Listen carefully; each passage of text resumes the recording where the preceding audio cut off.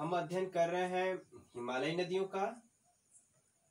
और हिमालयी नदियों में सिंधु नदी तंत्र और गंगा नदी तंत्र का हमने बारी बारी से अध्ययन किया विस्तृत रूप से। आज के इस वीडियो में हम अध्ययन करेंगे ब्रह्मपुत्र नदी तंत्र का। ठीक है, और इसी के साथ हमारा हिमालयी नदियों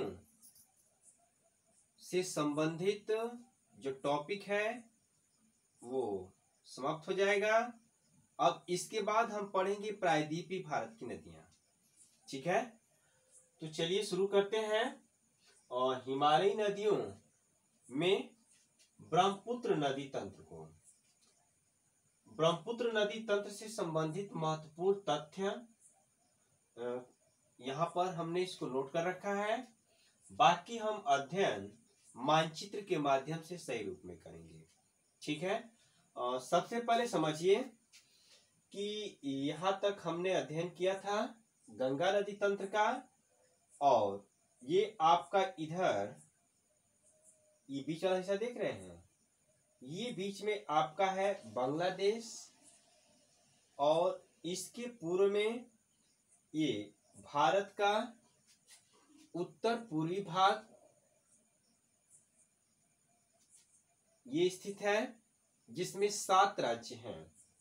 ठीक है, तो इसी से हमको अध्ययन करना है, ब्रह्मपुत्र नदी तंत्र को समझना है।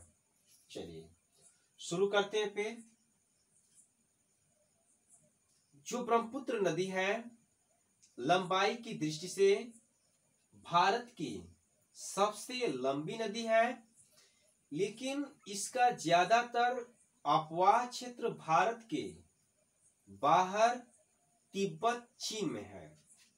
यानी इसका अपवाह भारत में बहुत कम है, भारत के बाहर अधिक है।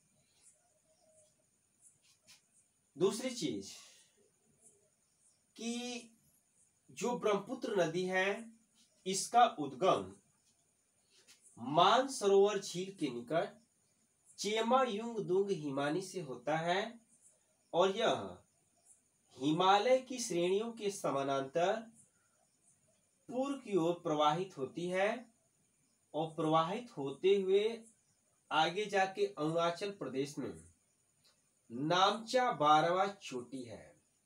नामचा 12वां चोटी जो कि हिमालय की सबसे पूर्वी चोटी है, वहां से यू आकार का टर्न लेकर मुड़कर भारत में प्रवेश करती है। भारत में प्रवेश करने के बाद ये नदी भारत के 2 राज्यों में प्रवाहित होती है, अरुणाचल प्रदेश और असम।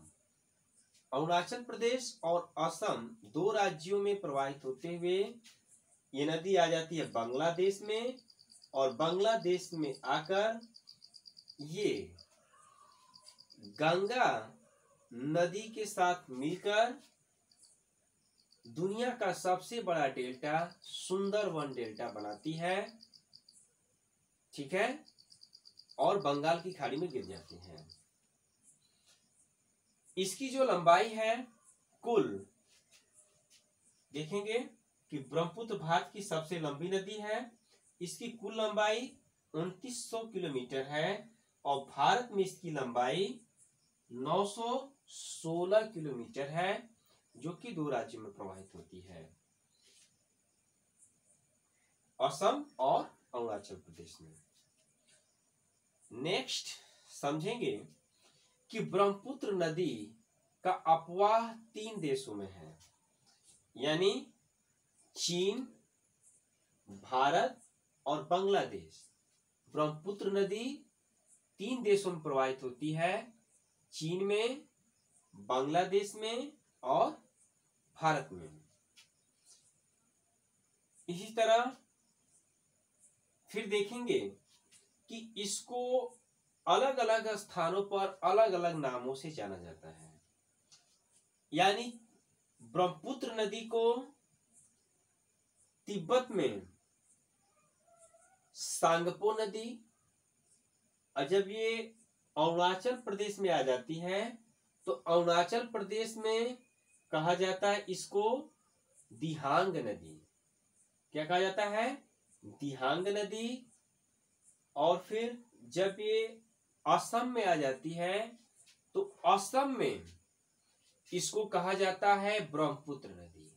वास्तव में ब्रह्मपुत्र नदी को ब्रह्मपुत्र नदी असम राज्य में कहा जाता है। और फिर यहां से जब ये बांग्लादेश में प्रवेश करती है तो बांग्लादेश में इस नदी को कहा जाता है जमुना नदी। क्या कहा जाता है? जमुना नदी। यमुना नहीं, जमुना नदी कहा जाता है। इस जमुना नदी की धारा में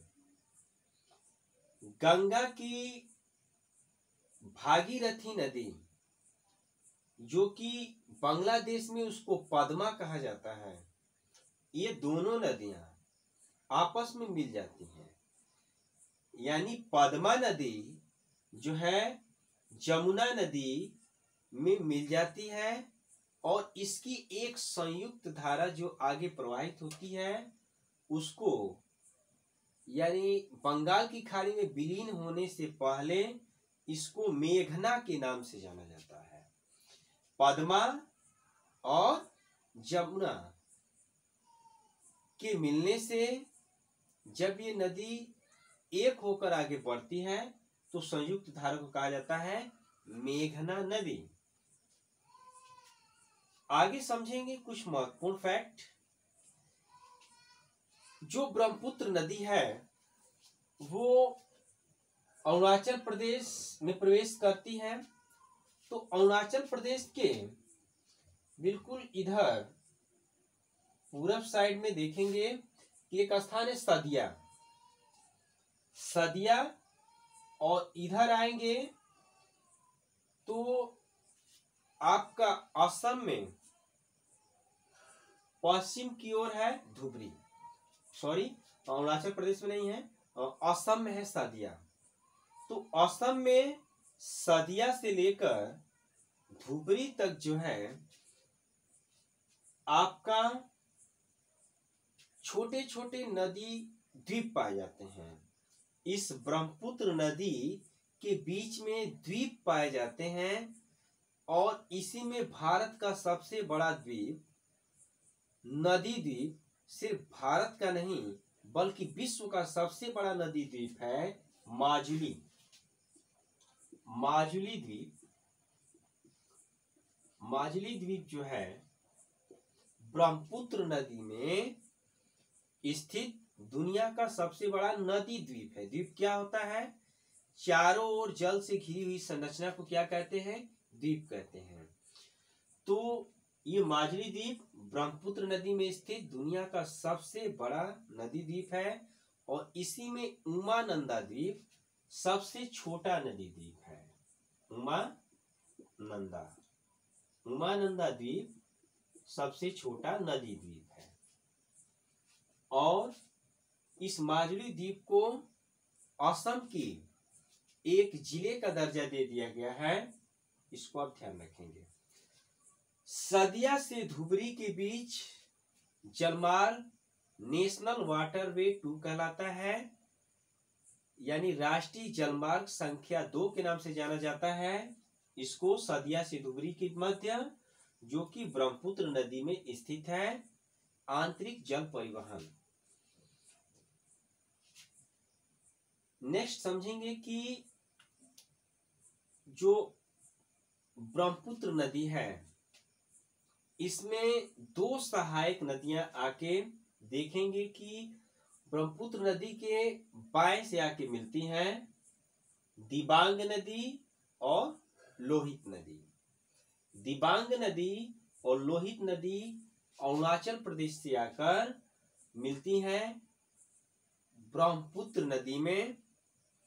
और फिर यह नदी जब बांग्लादेश में प्रवेश कर जाती है तो इसमें एक नदी तीस्ता नदी आके मिलती है, जिसका उद्गम सिक्किम में चोलमाहो, यहाँ दिख रहा होगा, नहीं तो यहाँ लिख देते हैं, चोलाहो,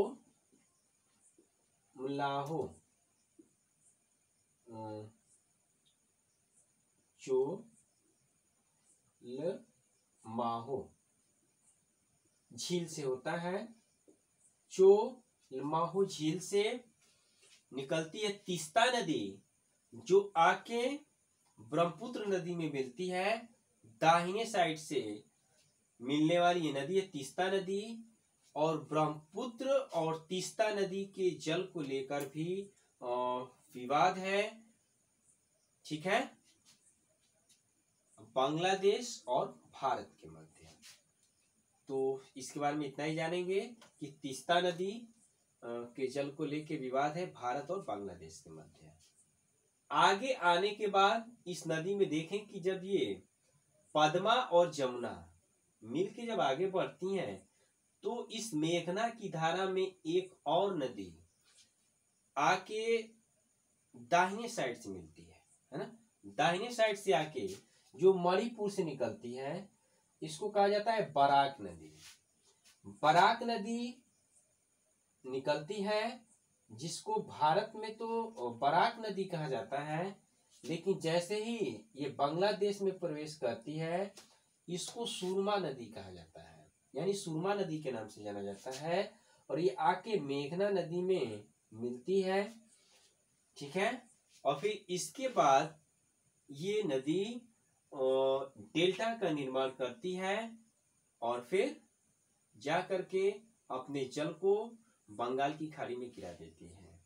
एक चीज ध्यान रखेंगे कि मेघना नदी और हुगली नदी, पिछले वाले वीडियो में जब हम गंगा नदी तंत्र पढ़ाए थे तो बताए थे कि हुगली नदी गंगा की एक वितरिका है, जो पश्चिम बंगाल में प्रवाहित होती है। और इस हुगली नदी और मेघना नदी के मध्य दुनिया का सबसे बड़ा डेल्टा सुंदरवन डेल्टा स्थित है। सुंदरवन डेल्टा क्यों कहा जाता है? क्योंकि इसमें सुंदरी नामक वृक्ष पाए जाते हैं, इसी कारण इसको सुंदरवन डेल्टा कहा जाता है, ठीक है। तो यह हुआ। और डेल्टा होता क्या है? डेल्टा नदी का मुहाना होता है, यानी नदी के मुहाने को डेल्टा कहा जाता है। जो ये नदियां हैं हिमालयी क्षेत्र से निकलने वाली नदियां, तो ये मैदानी भागों से होते हुए जाती हैं, विसर्पण करते हुए यानी मुड़ते हुए जाती हैं, और जैसे ही समुद्र में विलीन होने से पहले इनकी गति मंद पड़ जाती है। तो गति जब मंद पड़ जाती है तो अपने साथ जितना ये मलबा अपशिष्ट बहा करके लाती हैं, उनका अपने रास्ते में निक्षेपण करना शुरू कर देती हैं।